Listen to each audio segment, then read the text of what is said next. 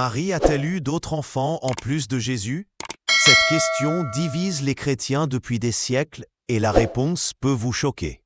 Aujourd'hui, je vais révéler ce que la Bible dit vraiment sur les frères de Jésus. Des noms qui ont été mentionnés dans les Écritures, mais que beaucoup préfèrent ignorer.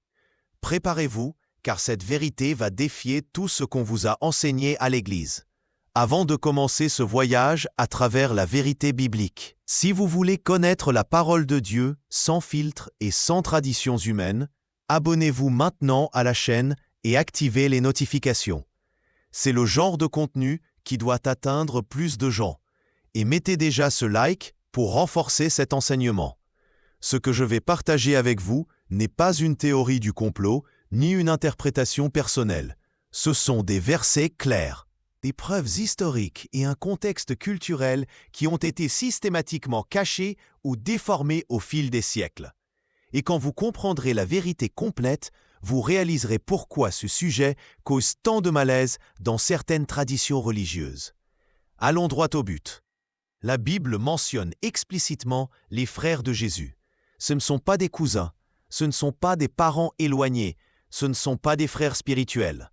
Ce sont des frères de sang, fils de Marie et Joseph. Et je vais vous montrer exactement où c'est écrit et pourquoi il n'y a aucun moyen d'interpréter autrement quand on analyse le texte original.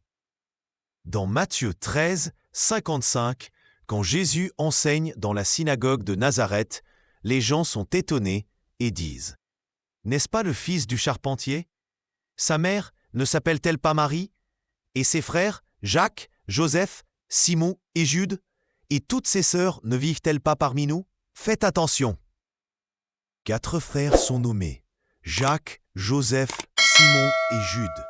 Et le texte mentionne des sœurs, au pluriel, ce qui signifie au moins 2 sœurs. Marie a eu au minimum 7 enfants. Jésus, les 4 frères mentionnés par leur nom, et au moins 2 sœurs. 7 enfants. Soyons clairs dès maintenant. Le mot grec utilisé ici est adelphos, qui signifie littéralement « frère de sang », fils des mêmes parents. Ce n'est pas anepsios, qui serait cousin, ni suggenes, qui serait parent. Si vous aimez ce contenu profond et biblique, partagez maintenant avec vos amis et votre famille. Envoyez-le au groupe de l'Église, envoyez-le à cet ami catholique qui doit voir ce que la Bible enseigne vraiment. Cette vérité doit être diffusée. Marc 6, 3 répète exactement la même information. Et voici un détail important. Ces textes ont été écrits en grec koiné, la langue commune du 1er siècle. Les écrivains du Nouveau Testament avaient à leur disposition des mots spécifiques pour chaque type de relation familiale. S'ils avaient voulu dire « cousin », ils auraient utilisé le mot approprié. Mais ils ont délibérément choisi « adelphos », frère. Maintenant vient la partie qui va vous faire tout repenser. Ce n'est pas seulement le Nouveau Testament qui parle de cela. L'historien juif Joseph, qui a vécu au 1er siècle et n'était pas chrétien, mentionne Jacques comme le frère de Jésus, celui qu'on appelle Christ. Joseph enregistrait l'histoire, pas la théologie. Il n'avait aucune raison de déformer ce fait.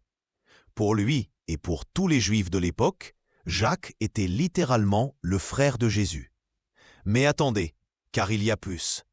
L'apôtre Paul lui-même, dans Galates 1, 19, écrit « Je n'ai vu aucun autre des apôtres, si ce n'est Jacques, le frère du Seigneur. » Paul faisait une distinction claire. Il y avait plusieurs Jacques parmi les disciples, mais il précise « Jacques, le frère du Seigneur ».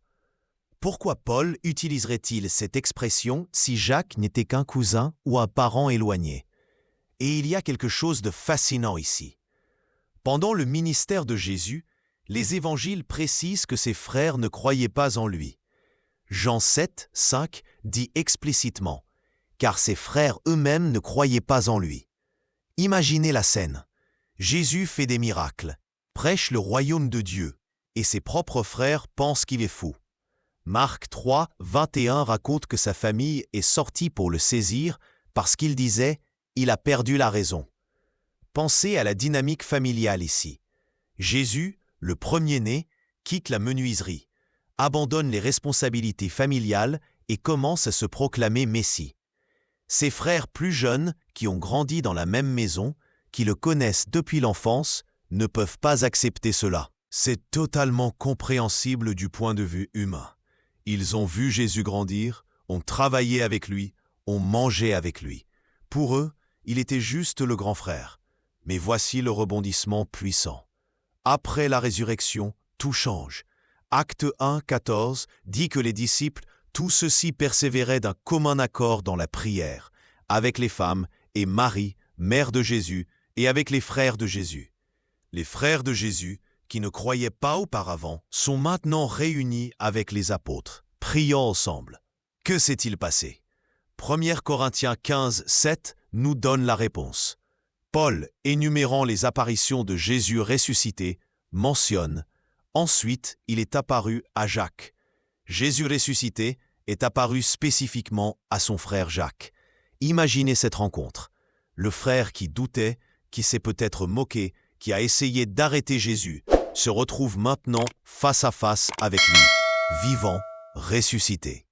Ce moment a complètement transformé Jacques. Si vous ne vous êtes pas encore abonné, faites-le maintenant. Cliquez sur le bouton d'abonnement, car il y a beaucoup plus de vérités bibliques comme celle-ci qui vous attend. Et activez les notifications pour ne manquer aucune vidéo. Jacques ne s'est pas seulement converti, mais il est devenu le leader de l'Église de Jérusalem. Acte 15 montre Jacques présidant le Concile de Jérusalem, prenant la décision finale sur la question des gentils convertis. Acte 21 montre Paul se rapportant à Jacques en arrivant à Jérusalem. Jacques, le frère de Jésus, est devenu l'un des piliers de l'Église primitive. Et il y a plus. Jacques a écrit une lettre qui est dans votre Bible.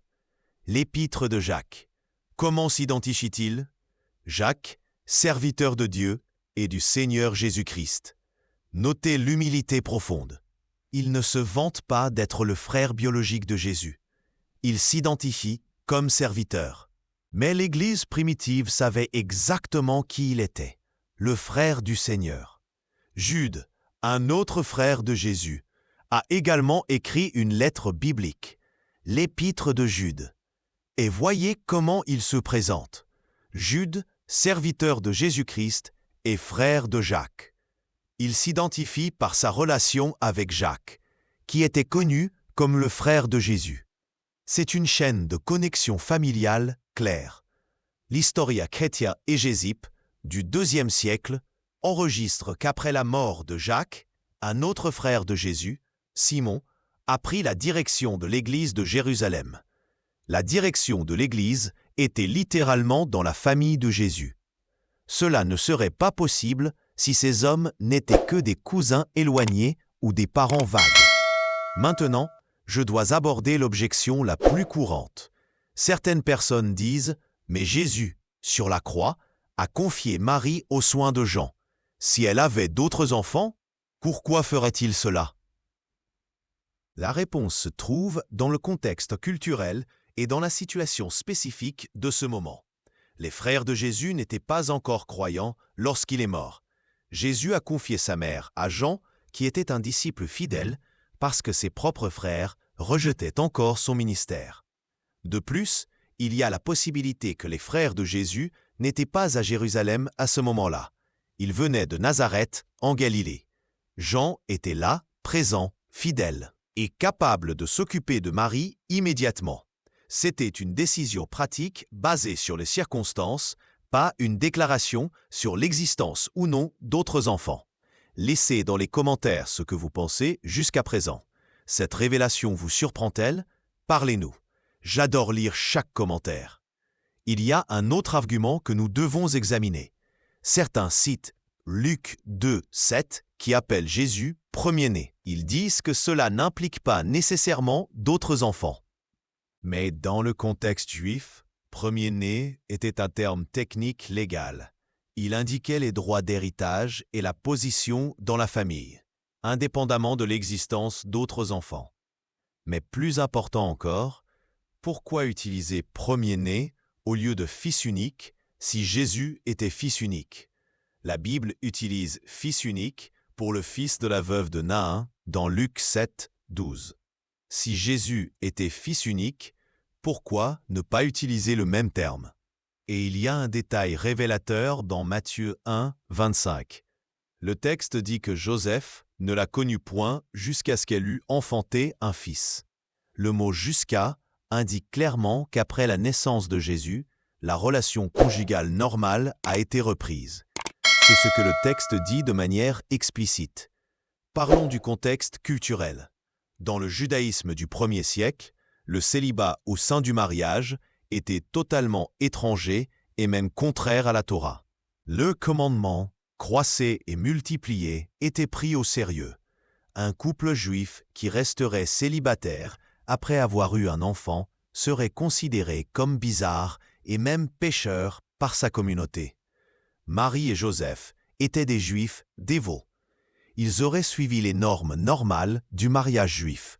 De plus, avoir beaucoup d'enfants était considéré comme une bénédiction de Dieu dans le judaïsme. Le psaume 127 dit « Les fils sont un héritage de l'Éternel. Le fruit des entrailles est une récompense. » Pourquoi Dieu nierait-il cette bénédiction à Marie et Joseph? Pourquoi rejetterait-il cette bénédiction? Voici quelque chose que peu de gens réalisent.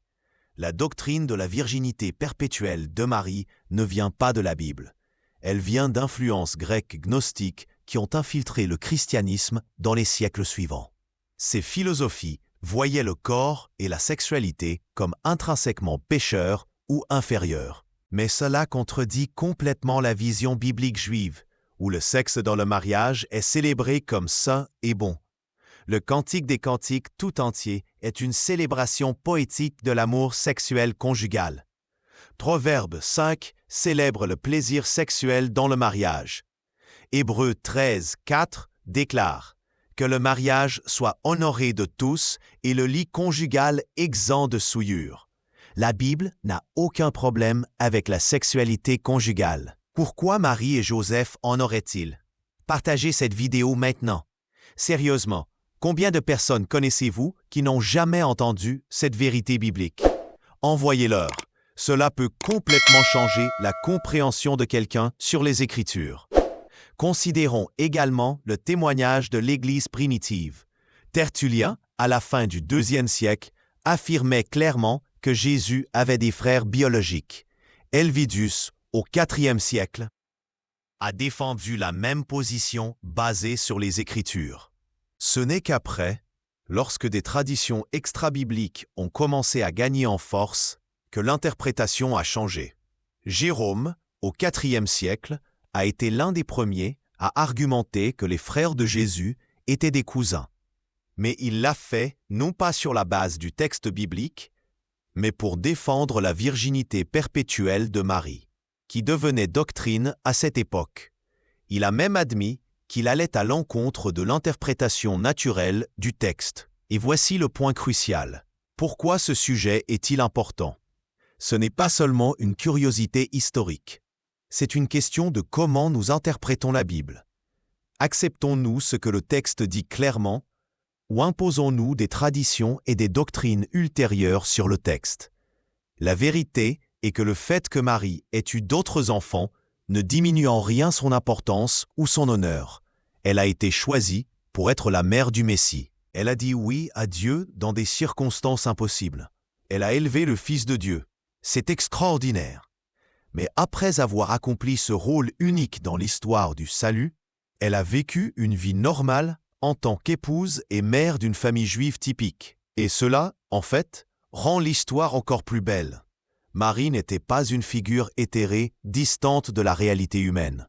Elle a vécu plusieurs grossesses, élevé plusieurs enfants, fait face aux difficultés d'une grande famille, affronté les doutes et les rejets de certains de ses enfants face au ministère de Jésus.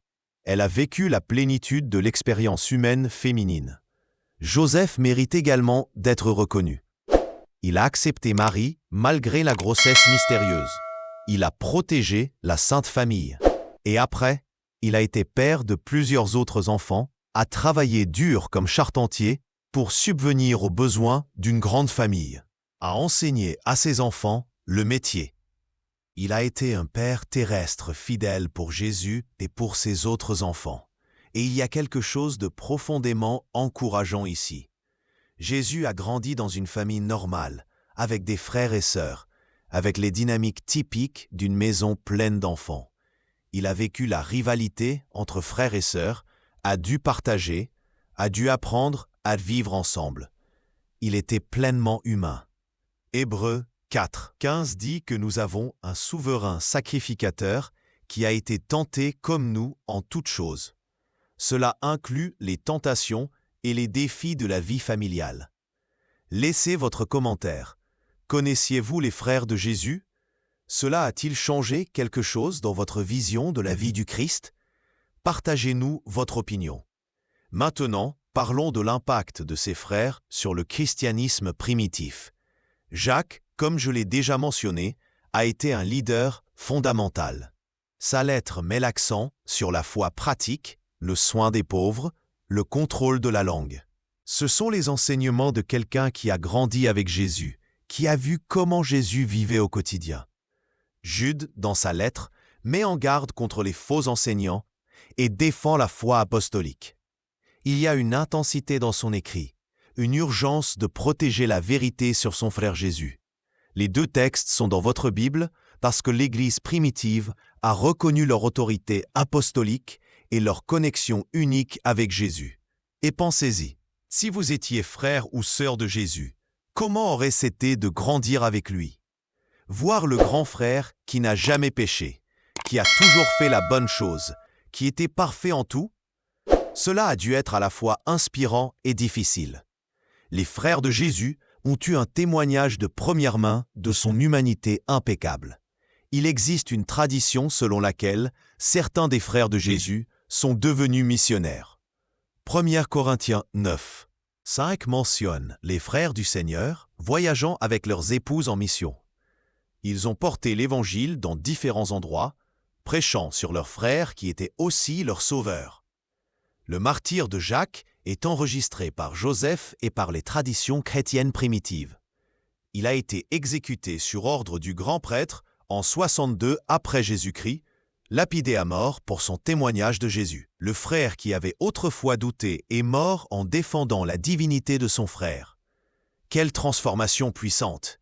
Si cet enseignement est une bénédiction dans votre vie, abonnez-vous maintenant à la chaîne, mettez le like et partagez avec cette personne qui a besoin de comprendre la Bible vraiment, sans distorsion, sans traditions humaines. Ensemble, nous allons répandre la parole pure de Dieu. Il y a aussi quelque chose de théologiquement important ici. Le fait que Jésus ait eu des frères souligne sa véritable humanité. Il n'était pas un être divin qui semblait seulement humain. Il est né d'une femme, a grandi dans une famille, avait des parents, a vécu des relations familiales complexes. L'incarnation était réelle et complète. Et le fait que ses frères n'aient initialement pas cru montre que Jésus n'avait pas une aura divine évidente qui forçait la foi. Même ceux qui ont grandi avec lui ont dû faire un choix. La foi n'était pas automatique, ni basée sur des signes mystiques. Elle était basée sur des preuves, en particulier la résurrection.